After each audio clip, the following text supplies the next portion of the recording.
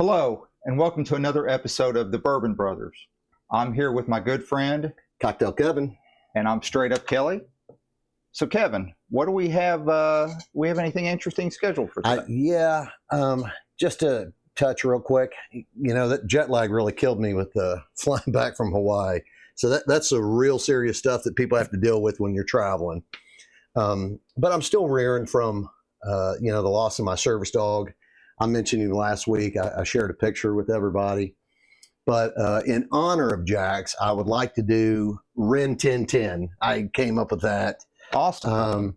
I'd planned on finding a bottle of what they called Old Ren, and it's a 1920, 1930 bottle. Unfortunately, it's some of the hardest and rarest stuff to find. So I wasn't able to come up with Ren, but that same distillery actually does Rittenhouse. And I think Rittenhouse comes off to some people as a good shelf bourbon. I think you can pick it up for $20, $25 at most liquor stores. The bottle and bonded, now it's a 100 proof bourbon, so it's going to have a good proof standard. But again, I wanted to do the Rittenhouse, so that's my Ren, and then the 1010, and not the canine Ren 1010 from the 1970 show, but the 1010 would be the Russell's 10-year, Russell's Reserve 10-year. And then I thought we would do McKenna 10, that bottle and bonded McKenna 10, which everybody says that's, good praise on that one. Russell's I've shared that with many friends over the years. The McKenna is going to be a little new to me, and the Rittenhouse is new to me. So I thought we would start off, again, a good tribute to my service dog, and we'll do Ren 1010. So Sounds fantastic. all right. So Rittenhouse. Now, it's a straight rye. Let me show the camera. Rittenhouse is a straight rye, and it kind of sounds like Ren, so I figured that's what would just start us off with this one. And I'm pretty sure they're a Louisville distillery. I think it's bottled at Heaven Hill Distillery. In Louisville, yeah. So I crack this. All right, we'll get that cracked open. And our first one of the episode, Rittenhouse Rye Straight Bourbon, and it's bottled in bond.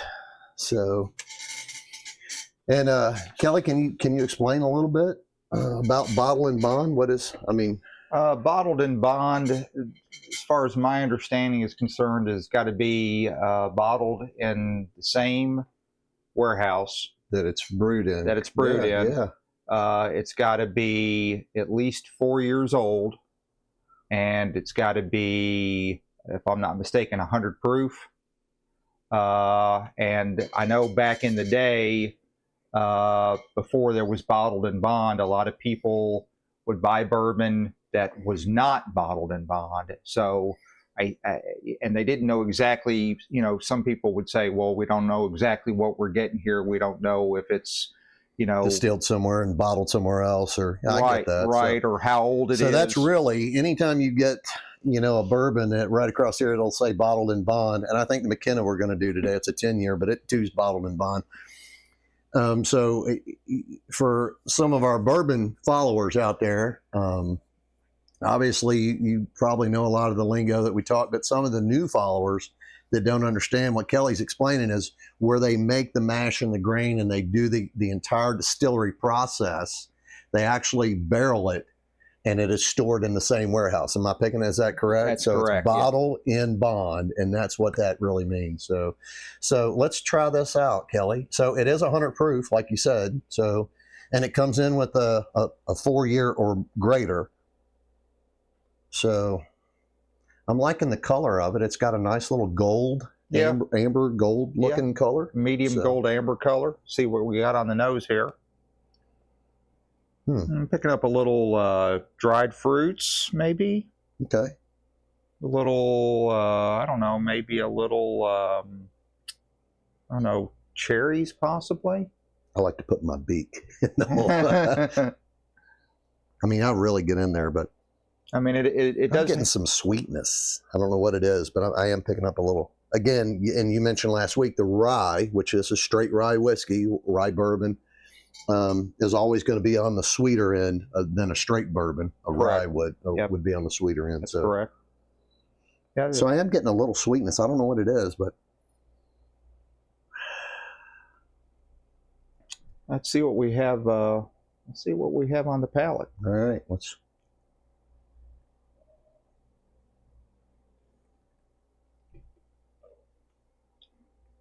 I'm definitely getting cinnamon right off the bat. Taste. I'm getting a little, and I'm tasting the cinnamon. Cinnamon and maybe with a little back end with pepper on the back end. It's definitely got something on the back end. Yeah. Again, that 100 proof too can come off a little harsh to some people. Kelly and I, we're trained professionals, so we can handle it. Some people aren't into the higher proofs, and then again, and some people are. Everybody's got their own little sweet spot. Bourbon has become such a big standard here in Kentucky. I think you had mentioned something earlier about the state of Kentucky, weren't you? You were telling me something before we went on air. Yeah. And the state of Kentucky, is well known for our bourbon, and basically, for several years now, the state is more, has more aging bourbon barrels than actual residents in the whole state. Wow. So more barrels of bourbon aging somewhere here, whether it's Laredo, the Maker's Mark Distillery over in Frankfort. The back of my uncle's field. So, but there's enough bourbon. There's actually more bourbon than residents in the state. That's some. That is true. That is a crazy fact. That is a crazy fact. And, and speaking of that, in fact, the mind-blowing stat, is that we're currently, 3 and 1/3 barrels of bourbon aging for every resident. So between the two of us, we got 7 barrels of bourbon sitting somewhere, probably in his uncle's garage. Yeah, they're in my uncle's garage. There you go. So, all right. But those are some interesting facts here in Kentucky. This was pretty good. It's got a little pepper on the back end. I could taste it. Yeah. And again, it could be the 100 proof too. Yeah. And again, this is 100% rye. Or actually, it is rye. Yeah. It's a rye. It's a rye bourbon. Yeah. So it's 100 proof rye bourbon. So if you're definitely into the rye bourbon, you're probably gonna definitely favor it. I do like rye, so I for me, this is a pretty nice, smooth drinker. Okay, so that was the Rin. I'm comfortable with sharing that. Yep. And before we get started on the Rin, the 10-10 part, I shocked Kelly last week with a gift for him, and it really blew his mind. He didn't even know what to think. And so to blow his mind again, I got him another gift. And I know he's not expecting this, but I got him the 2026 wall calendar, but it's bourbon. The Bourbon Brothers, baby. So there you go. Awesome, man. That's a calendar for next year. Put that in your office, and thank you. I appreciate that. At least mark your podcast dates on there. So this will fit perfectly into my decoration, my wall decoration. There you go, man. Yeah, awesome. So, but I'm going to need you to pencil in and make sure you're here for the podcast. No, I'm just I just realized on camera I kind of look like Bon Scott of AC/DC as I'm rocking the derby cap. Yeah, Bon Scott, that'll work. Kelly and I go way back. We listen to all kinds of genres, and we grew up here in Lexington, Kentucky. I call it the heartbeat of bourbon country, to be honest, because you can go in any direction and you'll hit a bourbon distillery somewhere. But let's start off our second bottle. And on the second bottle, I wanted to come up with, again, it was the Rin 1010 was the theory behind the whole thing. So I wanted to go with Russell's 10-year. So it's Russell's Reserve. It's a 10-year bottle. Oh, let me spin that to right. There we go. Russell's Reserve 10-year. And this is pretty popular. I mean, this is a good shelf bourbon. I think we paid $35 for it. Yeah, that's another good thing about this Russell's. It seems to come out at a pretty good price point. You know, you don't have to break the bank to get a bottle of it, which is nice. 90 proof. So Yep. it's not 100, but wow, it comes out great. Again, cork bourbon. You know how I speak highly of the cork bourbons. Just to point out too, that Rittenberg, that was a screw cap. So, so we had a screw cap. Again, a good shelf bourbon, $20 to $30 price range. Russell's comes in a little higher, 30 to 35 maybe. Right. But this is a real common bourbon. They open up so many barrels every year. It's real popular. Let's go ahead and do the Russell's Reserve 10, 90 proof. So it's a 40, what is that, a 45%? 45%. 45% ABV, alcohol by volume, for you new followers out there. And don't forget to hit our like button and subscribe. I'm a little heavy-handed on the pour, aren't I? It's all right. It's early on our day. Yeah, we only typically start drinking before noon. Before noon, yeah. Because, I mean, anything around... Usually around 1 o'clock or after, that's a little bit too late. Yeah, it's too late in the day to start.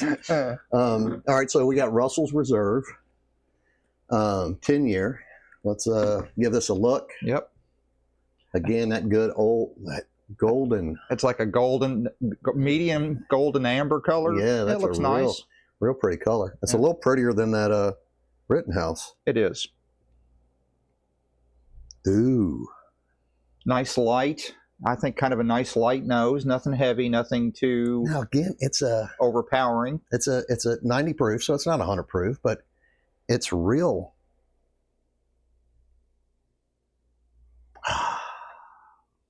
The good nose of a bourbon. Yeah, I'm kind of picking up maybe a little. I don't know, maybe a little floral even, or citrus. Yeah. But it's very pleasant.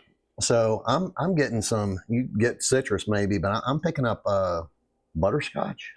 Yeah. Yeah. I think a little butterscotch mixed in with the citrus, possibly a slight vanilla as well. I can catch some vanilla on that. Let's put it on the palate and give it a taste. Let's see what the taste is like.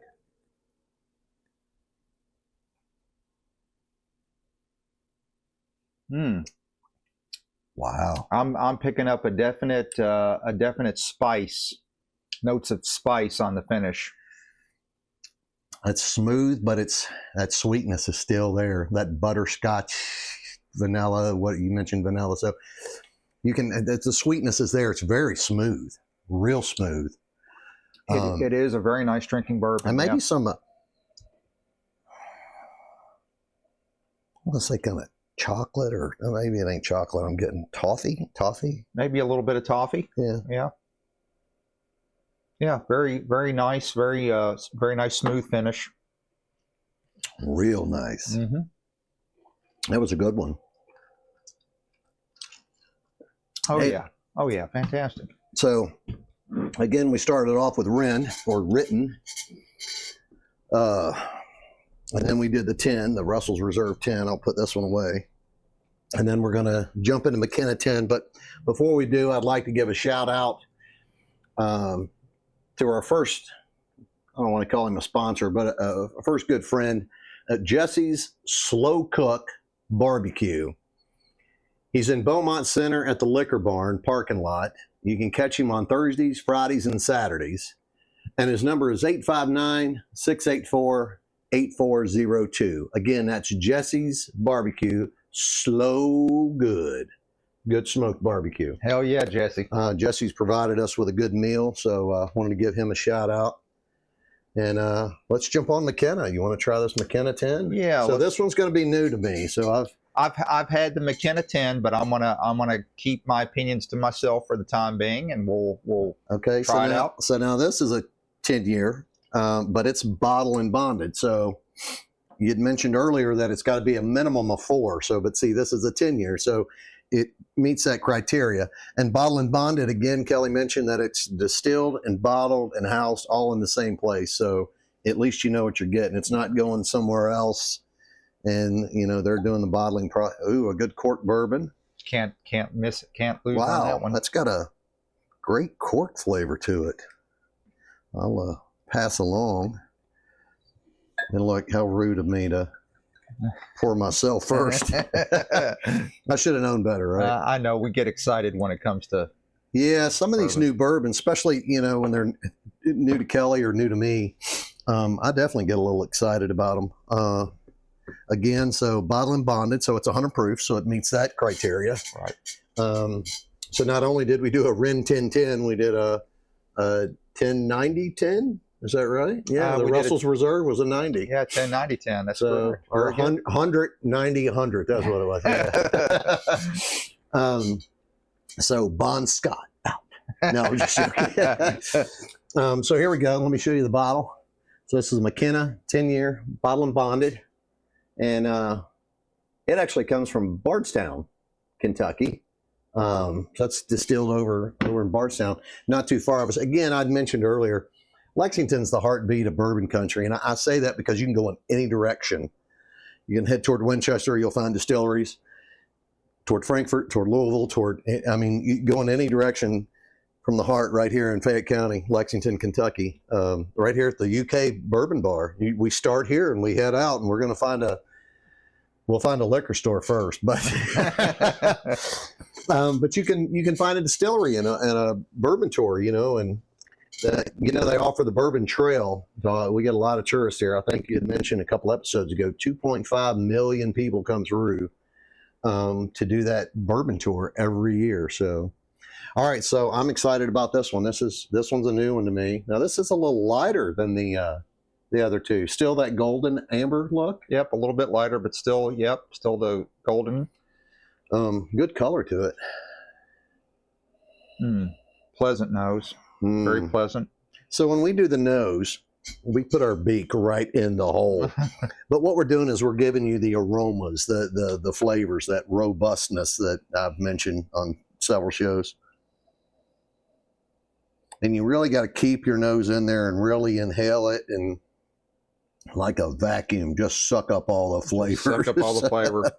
And this one comes across as kind of like a sweet, almost like a sweet candy to me. I'm getting some caramel. That's for sure. Caramel. Very, very pleasant, non-offensive. Maybe some spice. A little bit of spice. And you can definitely taste the oak. And I say taste, I haven't even put it to my mouth yet, but in the aromas, I'm getting that oakiness. So these have to be good oak barrels. Yeah. Wow. All right, I'm going to give mine a palate.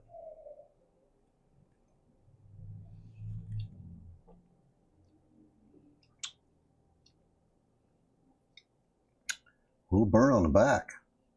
It's stout. A little burn on the back, but still. It is stout. It's a good, solid bourbon. It is a good, solid bourbon. I'm real passionate about this bourbon myself. This is a kick in the jimmy. You'd have to watch yourself. Seriously, if you went to a bar and had a couple of these. Oh, yeah. Yeah. These are, again, I'm getting that sweet caramely. So it does come off smooth.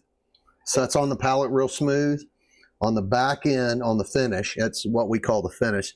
So you have the nose, which is the aroma, the palate or the taste. That's what you can pick up the oaks in that, charcoal and the oaks. And then we drop off to the finish, which is when we swallow it. What are you catching on the back of the throat? I always say on the back end, but Kelly understands my lingo. And so you get that long, I don't want to call it a burn because it's not really a burn, but it's a nice complex finish. I think. Nobody likes to get kicked in the jimmy, but it's a kick in the jimmy. There's to you, Jimmy.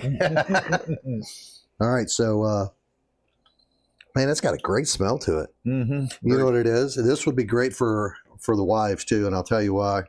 I'm getting a chocolate. I'm getting a chocolate hint. I don't know if it was on the palate or on the back end. I'm going to do another little taste here in a minute. So it has a nice rich. I know what you're saying. It's got that rich, just a rich, complex taste to it. Yeah, it's maybe really some hints of chocolate.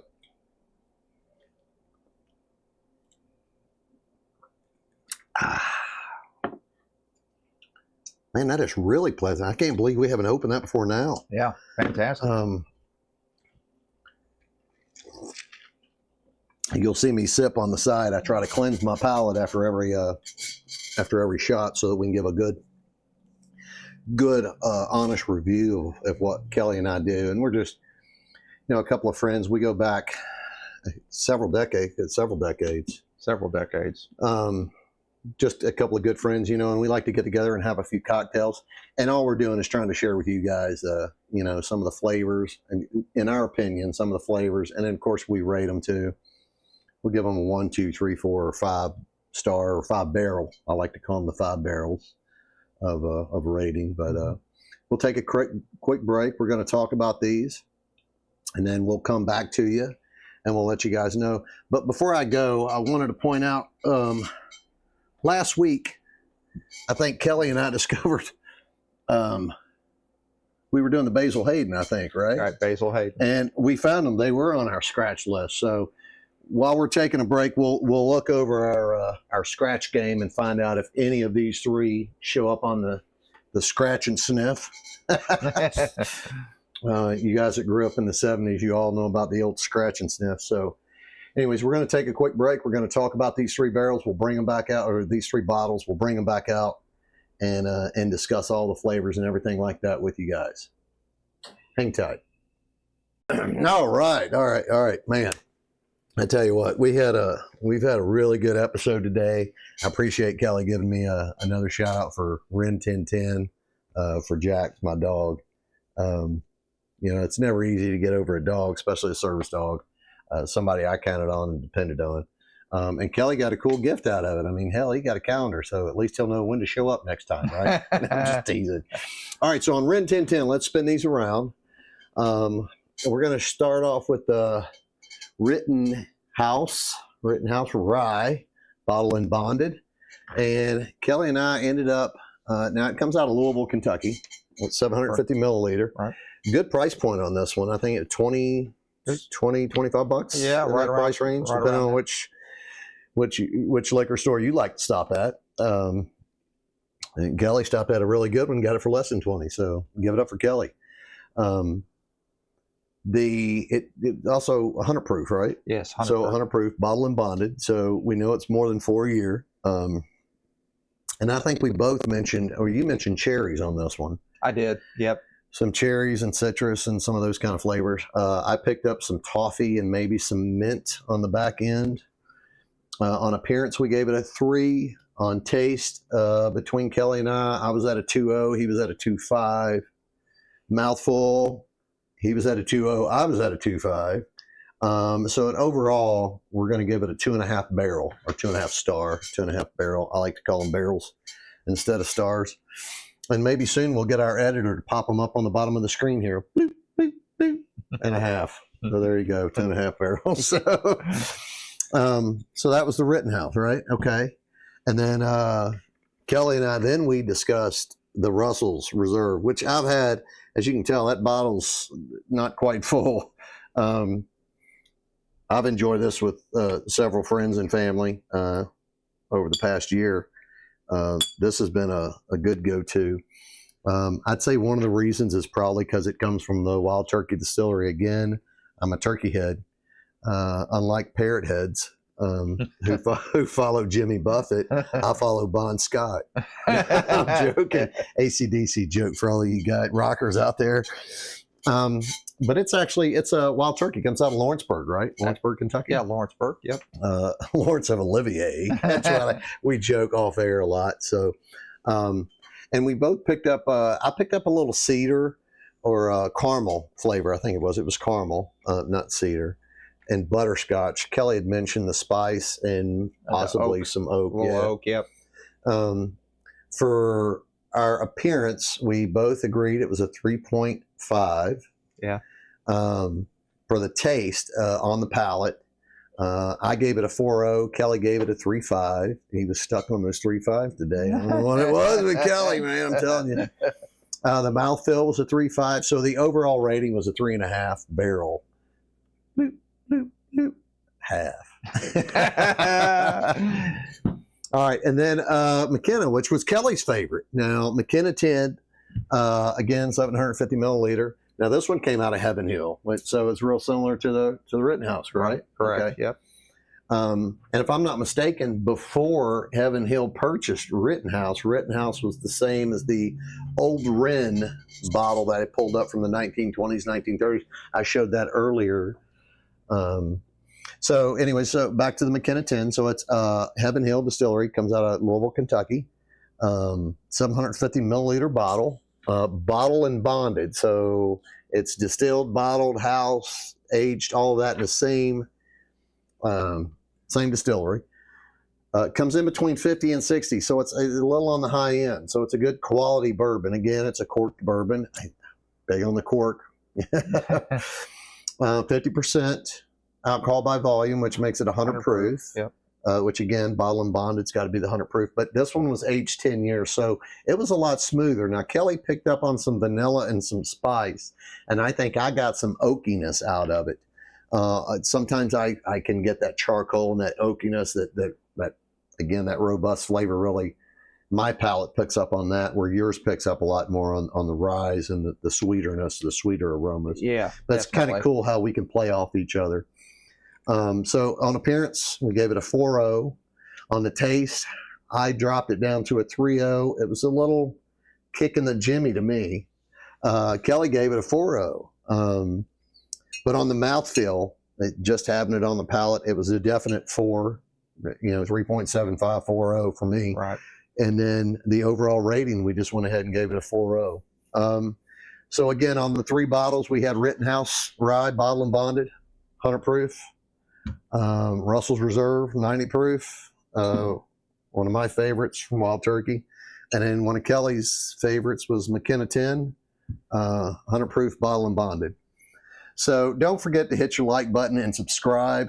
And always never drink and drive, and drink responsibly. Thanks for tuning in, guys. We'll see you next week. See you next week.